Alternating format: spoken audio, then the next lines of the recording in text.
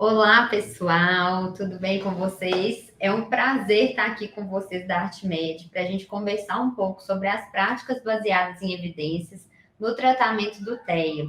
Eu tive o prazer de escrever um capítulo de livro, inclusive para a ArtMed, com esse tema, que é super relevante, e hoje eu vou compartilhar com vocês aqui um pouco dos achados que a gente teve com base nesse capítulo aí e nessa pesquisa para a gente poder direcionar da melhor forma possível o tratamento das nossas crianças com autismo.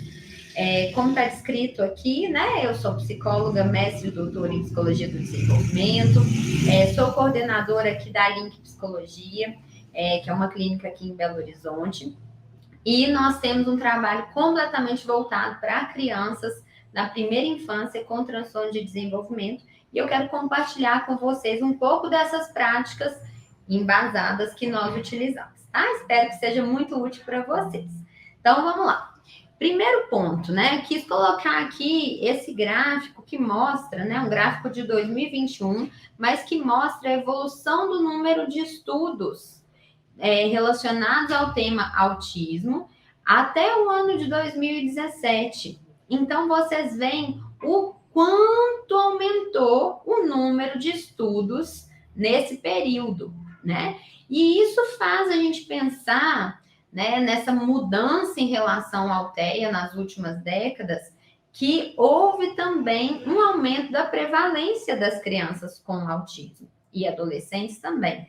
Inclusive, eu não sei se vocês já tiveram acesso a essa informação, mas em julho de 2022, o CDC dos Estados Unidos colocou uma taxa, né, uma prevalência de 1 a cada 30 crianças e adolescentes com TEA, o que é algo assim muito absurdo. Se a gente for pensar numa sala com 30 crianças, muito provavelmente a gente vai ter uma delas com diagnóstico de TEA. É claro que aí tem toda uma discussão sobre o excesso de diagnóstico, sobre a ampliação do espectro, né, do que é chamado de autismo, mas de qualquer forma a gente tem hoje um número muito mais significativo de diagnósticos acontecendo, né? E as pesquisas cada vez mais constantes, e nessa hora a gente vê um desafio novo, que é a gente pensar, tá, então tem mais estudos, mais crianças e adolescentes diagnosticados, essas pessoas vão precisar de tratamento. E tem surgido com esses estudos cada vez mais tratamentos possíveis. E nessa possibilidade maior de tratamentos, a gente precisa ter muito, muito claro na nossa cabeça qual rumo tomar, né? Que é isso, assim, olha, como vai ser o meu direcionamento para essa família, das intervenções a serem realizadas, considerando não só o diagnóstico de TEA dessa criança e o fato de terem evidência de efetividade essas abordagens, mas também qual é a faixa etária dessa criança e qual é a real necessidade de intervenção dessa criança nesse momento.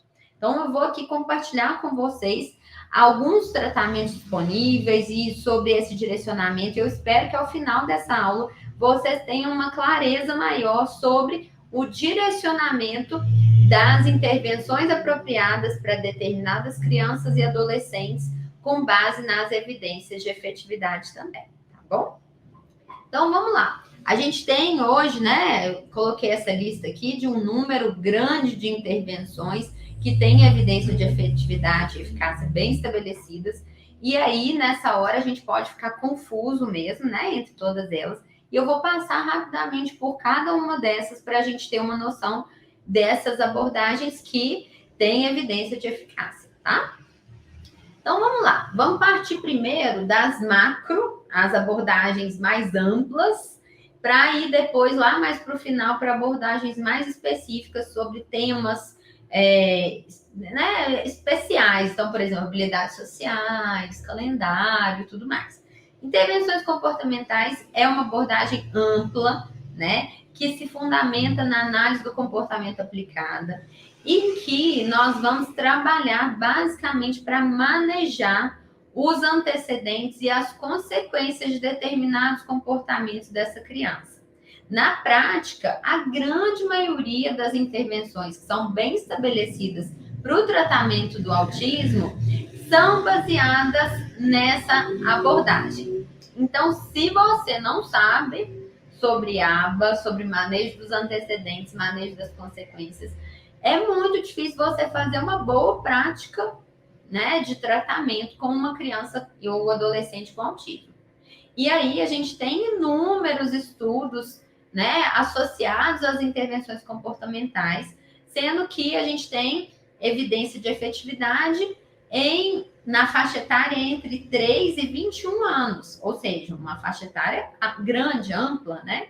E todas as intervenções comportamentais, né, esse termo guarda-chuva aí, são embasadas nessa abordagem que é nomeada com essa sigla famosíssima, ABA, né, que é cheia de promessas de efetividade, mas ao mesmo tempo cheia de preocupações das famílias em relação a estereótipos de meu filho vai ficar robotizado, etc.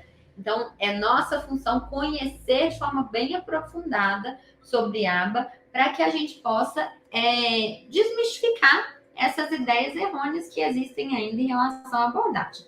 A análise do comportamento aplicado, ela foi criada pelo Skinner, que é esse da fotinho, e é uma abordagem muito ampla e envolve, inclusive, outros tratamentos que não com crianças com autismo, né? Então, assim, primeiro ponto é intervenções comportamentais funcionam muito bem para o tratamento do autismo. Então, nós precisamos conhecer bem a fundo a menina dos olhos da análise do comportamento aplicado, que é a análise funcional, ou seja, que é essa decodificação de qual é o antecedente do comportamento que aquela criança apresentou, qual é o comportamento em si, a resposta que ela, né, teve, e qual foi a consequência ambiental, o que aconteceu logo depois daquele comportamento da criança ou adolescente.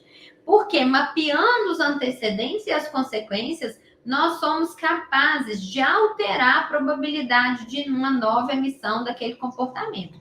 Então, se eu estou falando de desenvolvimento, eu estou falando de ganho de habilidades. E para que essa criança demonstre ganho de habilidades, ela tem que aumentar a frequência de determinados comportamentos esperados. E, em paralelo, ela precisa reduzir a frequência de comportamentos que são disfuncionais no dia a dia. Então, identificar e mapear bem os antecedentes e as consequências já é em si uma ferramenta muito potente de intervenção e que é, assim, basal para a grande maioria dos tratamentos de crianças e adolescentes com autismo. Uma segunda intervenção, que é um pouquinho mais específica, né, é a intervenção comportamental intensiva precoce, né? Essa forma de intervenção, ela foi criada pelo Ivar Lovaas e ela é baseada nos princípios da análise do comportamento do Skinner, né? Só que o Ivar Lovaas, ele estudou, conheceu aprofundadamente o trabalho do Skinner, conheceu a análise do comportamento aplicado e falou, quem sabe se eu aumentar o tempo de implementação dessas intervenções, se eu fizer uma intervenção intensiva e sistemática com essas crianças. E aí ele propõe um tempo muito mais longo, né, de intervenção. Então, hoje, né, são aplicados em média 25 a 40 horas por semana, né, para a gente dizer que aquela é uma intervenção comportamental intensiva e precoce. A gente vê que nessa abordagem existe uma atenção muito grande à coleta de dados. A coleta de dados é essencial para guiar as tomadas de decisão. Então, se determinado comportamento que eu quero que essa criança desenvolva, o comportamento de apontar, está numa taxa 0, né? Isso é um dado importante. Se está numa frequência, a criança aponta 2 vezes a cada 4 situações em que ela teria possibilidade e interesse, né, de apontar. Então, quer dizer, a gente já tem um dado aí de que essa criança faz em 50% das vezes esse comportamento. E isso guia a minha tomada de decisões sobre o quanto eu vou gastar energia nessa intervenção para aumento da frequência desse comportamento. Ou seja, a criança já tem uma base e eu só preciso consolidar. Então, muito provavelmente, eu vou gastar energia para que essa criança consolide essa habilidade, tá? E aí, assim, essa abordagem, ela vai trabalhar com várias habilidades, não só comunicativas, habilidade de coordenação motora, habilidade de vida diária. É bem amplo o enfoque dessa abordagem da intervenção comportamental intensiva e precoce. E ela tem evidências dentro da faixa etária entre 0 a 9 anos. Ou seja, é mais estudado e mais demonstradamente efetivo e eficaz até os 9 anos de idade. Então, ou seja, você receber uma criança pequena nessa faixa etária, é muito importante que você compreenda aprofundadamente essa abordagem para que você possa ou não usá-la como estratégia de ação, tá? Mas muito provavelmente você vai usá-la, tá? A gente, inclusive, montou, né, um manual da nossa equipe, explicando de forma aprofundada a análise do comportamento aplicado. Então, se algum de vocês tiver interesse nesse material, pode me mandar lá no Instagram da Link Psicologia uma mensagem que eu envio para vocês, né? Me manda um e-mail que eu envio para vocês esse manual e outros materiais que eu vou mostrar mais à frente também, tá bom? Então, uma terceira abordagem que ainda é mais ampla, né, que são as intervenções cognitivo-comportamentais, que aí nesse caso, né, foram abordagens uma abordagem baseada no Aaron Beck, né, que é esse senhorzinho simpático, e é uma abordagem que é trabalhada com pessoas de várias faixas etárias, de vários tipos de necessidade, pessoas com depressão, ansiedade. Só que o que foi feito é que alguns tratamentos de TCC, né, de terapia cognitivo-comportamental, foram adaptados de forma ampla para o tratamento de pessoas com TEA. E aí, o que eles fizeram? Modificaram a estrutura da sessão, acrescentaram mais informações visuais, né? Criaram mais oportunidades de treino prático, né? O de role-playing. E aí, foi nessa abordagem, foi identificada eficácia, né? Nessa faixa etária de 6 a 14 anos. E em algumas situações também foram montados programas de intervenção cognitivo-comportamentais mais específicos. Então, por exemplo, para o controle da raiva, coisas desse tipo, para que fosse implementado esse trabalho com os pacientes um pouco mais velhos. Porque vocês viram, né? A intervenção intensiva e precoce está lá, efetividade de 0 a 9 anos. E aqui a gente já está falando de crianças e adolescentes mais velhos, né? No caso, beleza? Vamos lá para o quarto, que ainda é uma estratégia ampla de trabalho, né? Uma abordagem mais macro, que são as estratégias de ensino naturalístico, né? Aqui, a base envolve a gente intervir em atividades do cotidiano, no contexto natural dessa criança, seja em casa, seja na escola, na comunidade, tendo em vista aumentar as habilidades adaptativas dessa criança. E aí, para isso, o que eu vou precisar fazer? Eu vou precisar ver dentro do ambiente dessa criança quais são os interesses dela, né? Perceber quais vão ser meus objetivos de ensino e estruturar essas interações de ensino em torno dos interesses dessa criança no cotidiano.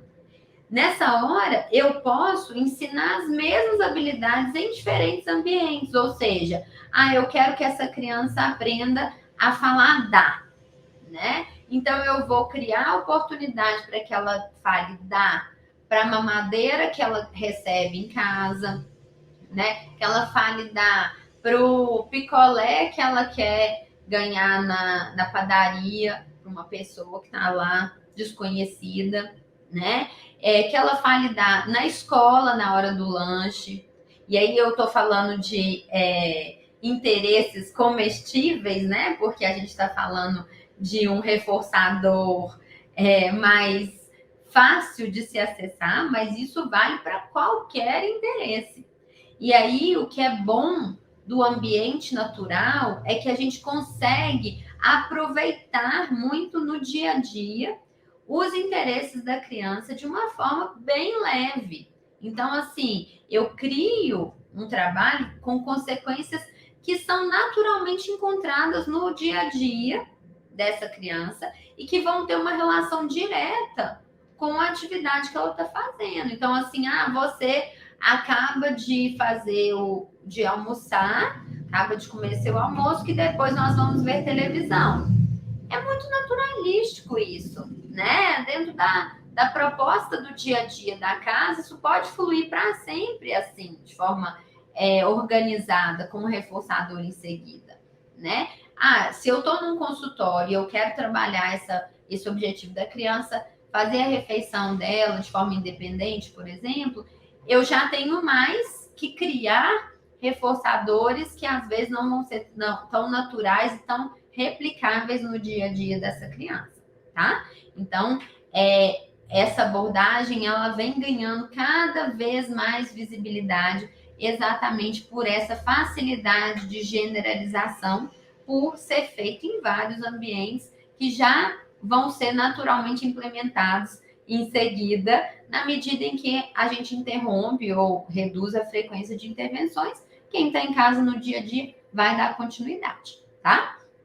Então, aqui eu coloquei 2 livros de referência, né? Que são os livros do modelo Denver de intervenção precoce, sendo que o primeiro, esse branquinho, é um livro mais voltado para o público leigo, para famílias, mas também é muito bom para os profissionais lerem, né, e entenderem. E já o segundo, esse azulzinho, ele já tem uma leitura mais técnica, ele tem mais dados, mais informações aprofundadas, e é muito importante também para que a gente consiga implementar essas estratégias naturalísticas no dia a dia com a criança.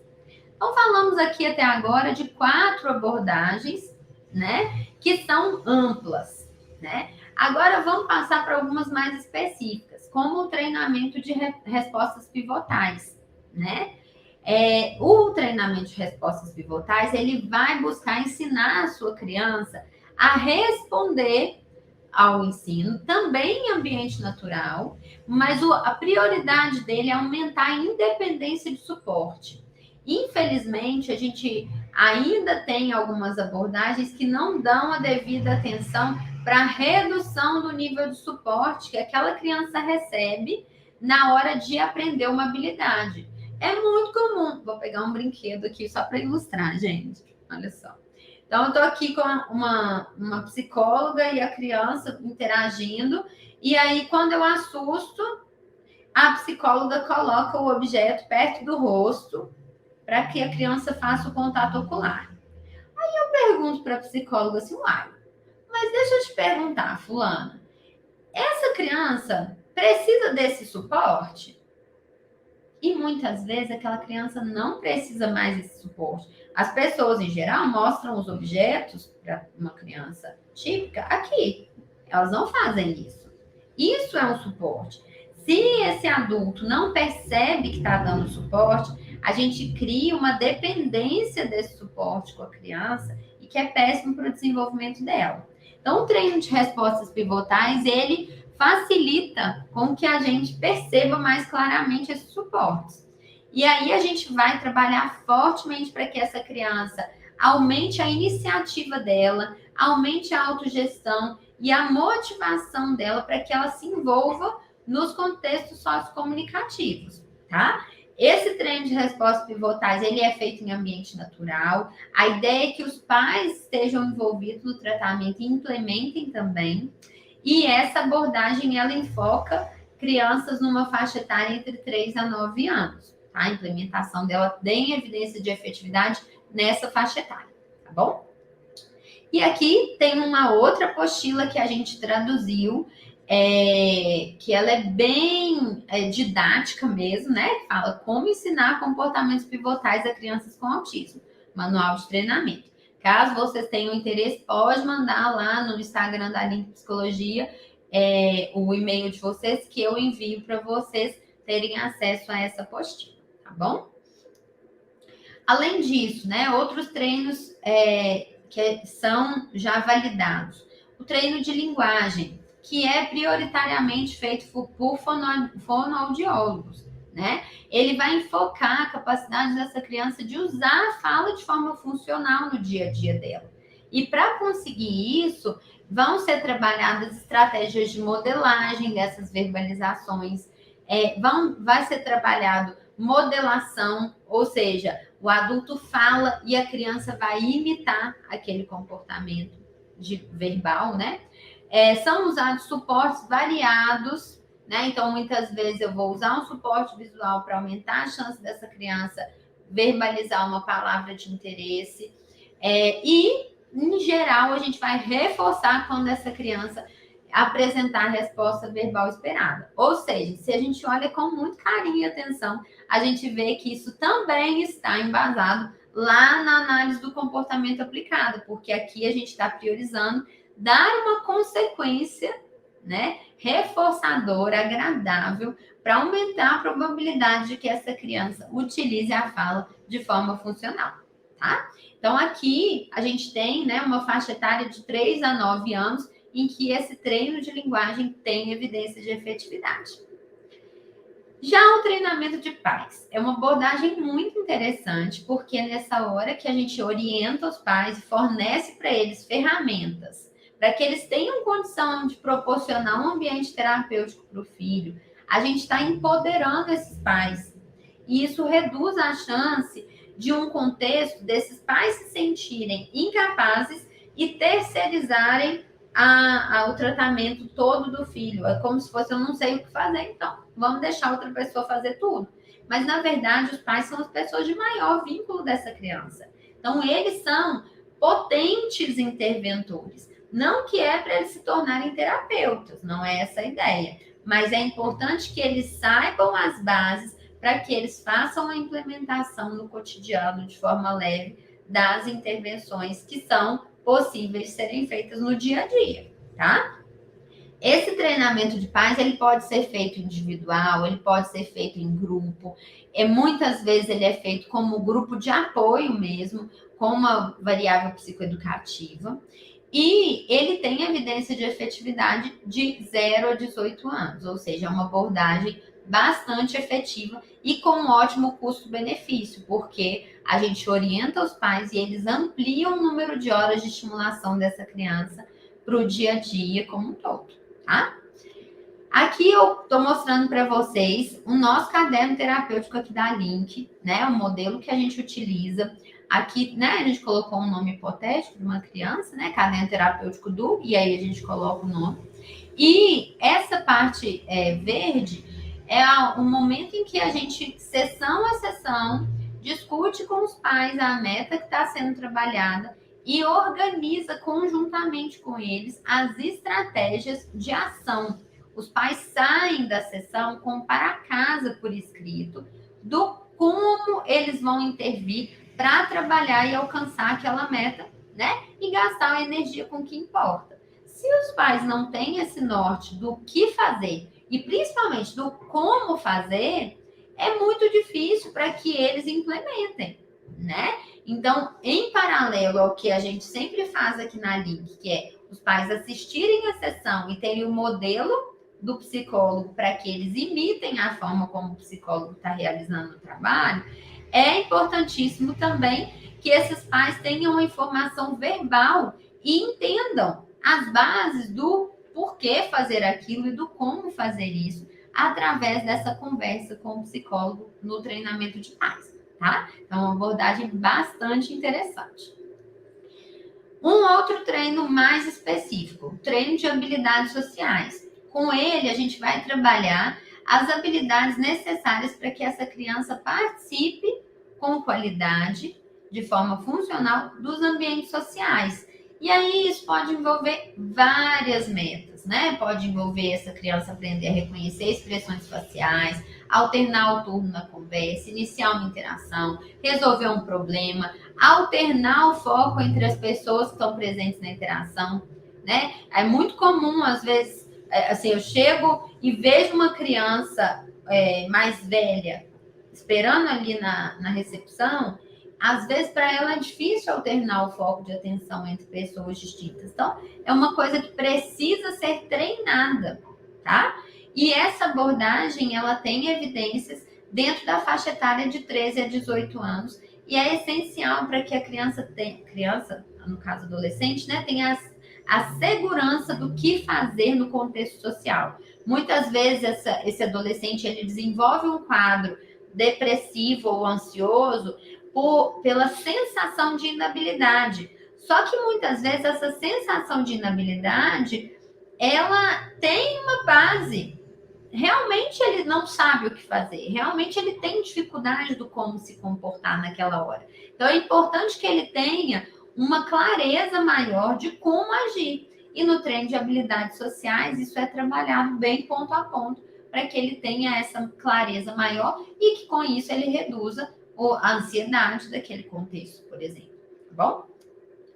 Muitas vezes esse treino de habilidades sociais ele é feito de forma mediada por pares. Ou seja, ao invés de ser um adulto e o adolescente na sessão, passam a ser um adulto e dois adolescentes. Geralmente aqui na Link, inclusive, a gente faz 2 adultos para cada um deles ser referência de um dos adolescentes e os 2 adolescentes.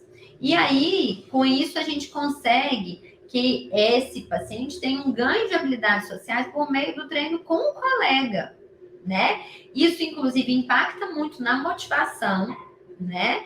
E um dos desafios é a gente encontrar uma outra criança, um outro adolescente com a mesma idade, com o mesmo nível de habilidade, para que seja uma dupla realmente que vá funcionar, né?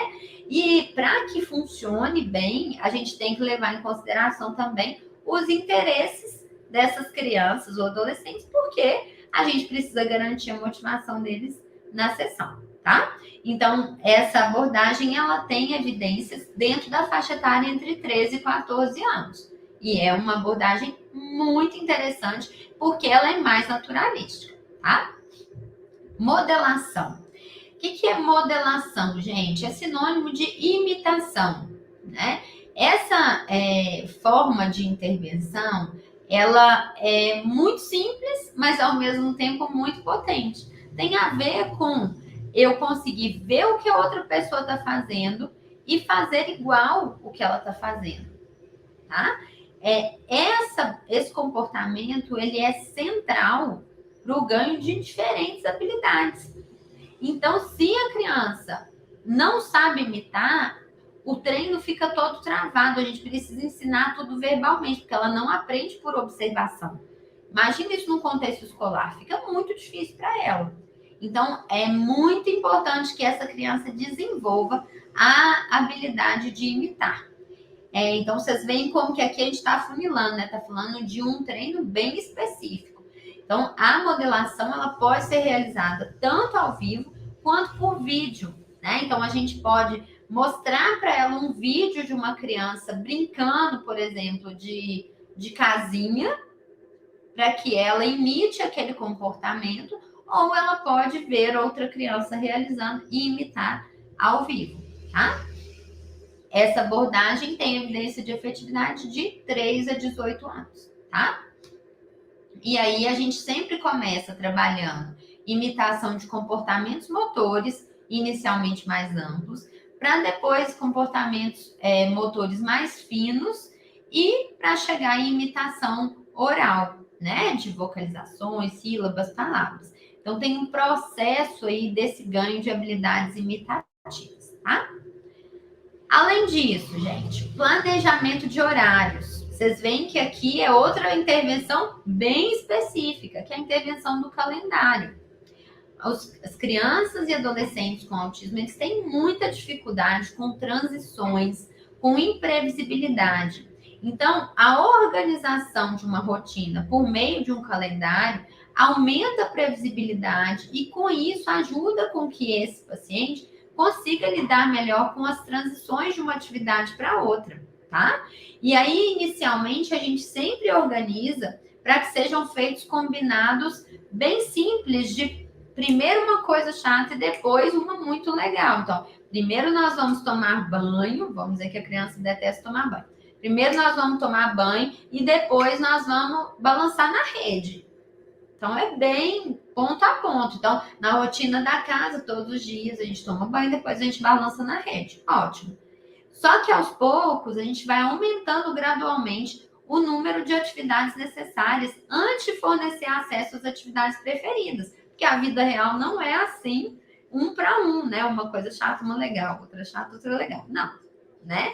Então, aos poucos a gente vai criar, por exemplo, o combinado de, ó, então primeiro nós vamos tomar banho, depois nós vamos escovar o dente, e aí depois nós vamos balançar na rede. Então, aí já coloquei escovar o dente junto, e essa criança vai entendendo cada vez mais essa sequência e vai ganhando repertório de esforço e de responsabilidade, tá? Para que esse calendário seja feito, a gente pode montar ele com fotos, pode montar ele por escrito, mas para isso essa criança tem que ter habilidades prévias ou de identificar imagens e ou de ler, né? Não dá para eu colocar lá um monte de coisa escrita para uma criança que não lê, né? Então, esse é um ponto de atenção aí. E a faixa etária que tem evidências é de 3 a 9 anos para essa implementação.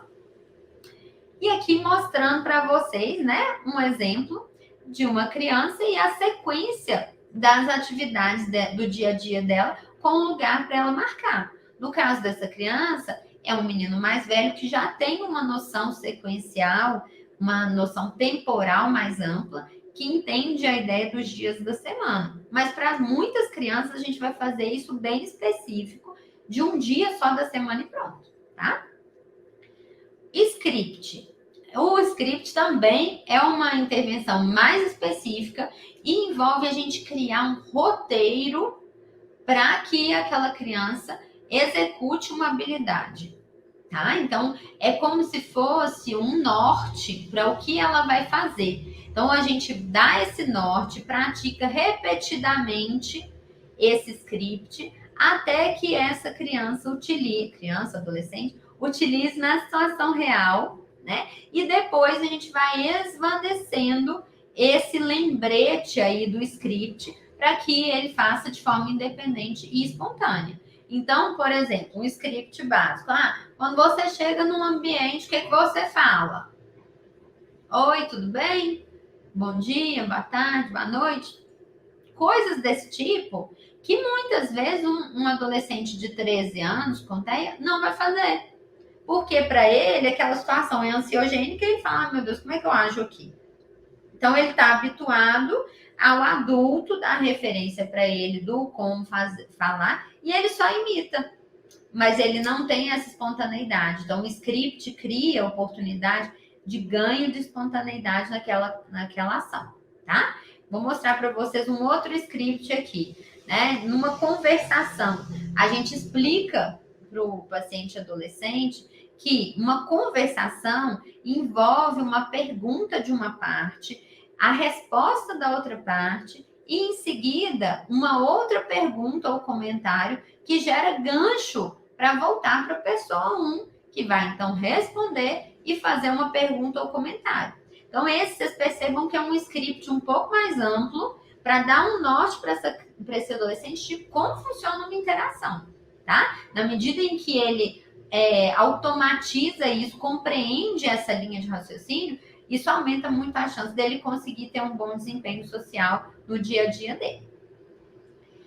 Autogestão. Aqui é muito interessante porque muitas vezes os adolescentes com TEA, eles chegam por volta dos 13, 14, 15 anos, com uma sensação de que o adulto deve ajudá-lo a se organizar, a fazer as coisas. Se as coisas não dão certo, a culpa é do adulto. O adulto que deveria ter feito funcionar.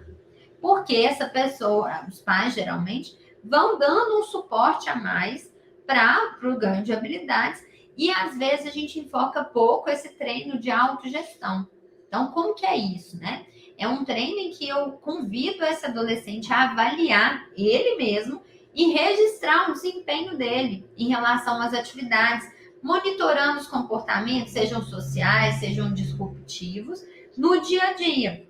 Isso faz com que ele se torne mais ciente do próprio comportamento, aumenta a autoobservação dele e, com isso, pode aumentar a autorregulação dele também, tá? Então, tem vários benefícios esse treino de autogestão, como, por exemplo, aumentar a consciência do seu próprio comportamento, a sua sensação de responsabilidade, aumentar a independência e diminuir o estigma social, porque na hora que a gente chega na faixa etária de um adolescente, às vezes existe um estigma dos pais estarem lá ajudando a fazer determinada coisa. Então, se ele ganha essa potência, essa possibilidade de autogestão, ele também ganha um senso de autoconfiança muito interessante e reduz esse estigma social, tá?